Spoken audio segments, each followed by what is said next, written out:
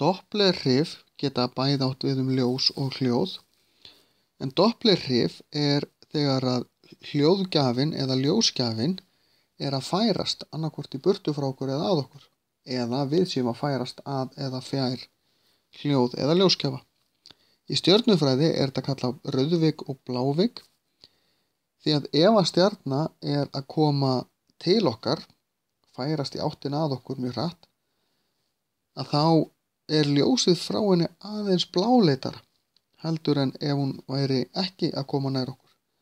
Og sama á við ef hún að fjarlægjast okkur, að þá verður ljósið frá henni aðeins rauðleitara. Þetta vegna þess að þegar það hreyfing á milli hljóðið og ljósgjafa og svo þess sem heyrir eða sér hljóðið eða sér ljósið, að þá breytast bylgjulengdirnar örlítið í þessa veruna.